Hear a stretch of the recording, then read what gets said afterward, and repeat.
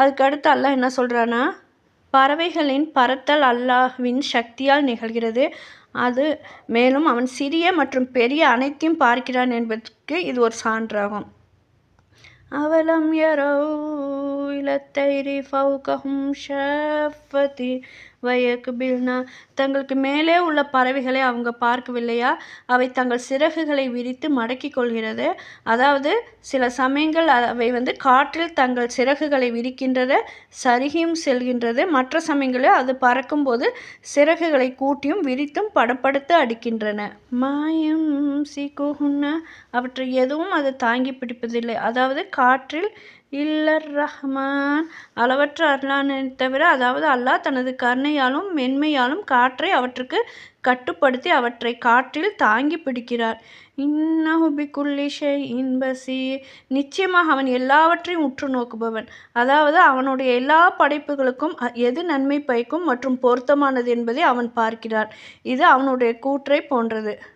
அல்லாஹ்வை தவிர வேறு யாரும் உங்களுக்கு உதவ மாட்டான். வேறு யாரும் வாழ்வாதாரத்தை வழங்க முடியாது. அல்லாஹ் அவனை விடுத்து மற்றவர்களை வணங்கும் இணை வைப்பாளர்களை பார்த்து கேட்கிறான். அவர்களிடமிருந்து உதவியும் வாழ்வாதாரத்தையும் தேடுகிறார்கள். அவர்கள் நம்புவதற்காக அல்லாஹ் அவர்களை கண்டிக்கிறான். மேலும் அவர்கள் நம்புவதை அடைய மாட்டார்கள் என்று அவர்களுக்கு தெரிவிக்கிறான்.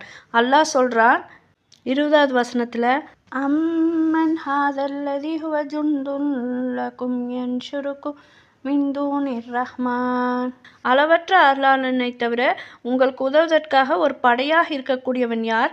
அதாவது அவனை தவிர உங்களுக்கு எந்த பாதுகாவலரோ அல்லது உதவியாளரோ இல்லை. இதனால் தான் அல்லாஹ் கூறுகிறார், இன்னல் காஃபிரீன இல்லா ஃபீ குரூர், நிராகரிப்பாளர்கள் ஏமாற்றத்திலன்றி வேறில்லை. பிறகு அல்லாஹ் சொல்கிறான், அம்மன் ஹாதல்லதி யர்ஜுகுக்கும் இன்னம் ஷகரிஜுகஹு, அவன் தனது வாழ்வாதாரத்தை தடுத்து கொண்டால் உங்களுக்கு வழங்கக்கூடியவன் யார்? அதாவது அல்லாஹ் உங்கள் வாழ்வாதாரத்தை நிறுத்திவிட்டால் உங்களுக்கு வழங்கக்கூடியவன் யார்? கொடுப்பவன், தடுப்பவன், படைப்பவன், வழங்குபவன், உதவுவன் என்று அல்லாஹ்வை தவிர வேறு யாரும் இல்லை. அவனுக்கு எந்த கூட்டாளியும் இல்லை.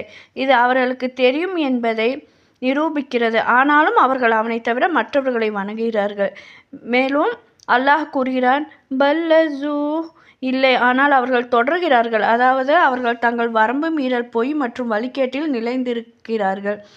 ஃபீ உதூவின் வ நுஃபூர், பெருமையிலும் தப்பி ஓடுவதிலும் இருக்கிறார்கள். அதாவது அவர்கள் பிடிவாதம், ஆணவம் மற்றும் உண்மையிலிருந்து விலகி ஓடுவதின் தொடர்கிறார்கள். அவர்கள் அதை கேட்பதும் இல்லை, அதை பின்பற்றுவதும் இல்லை. நிராகரிப்பவர்கள் மற்றும் நம்பிக்கையாளர்களின் ஓமையை அல்லாஹ் சொல்கிறான்.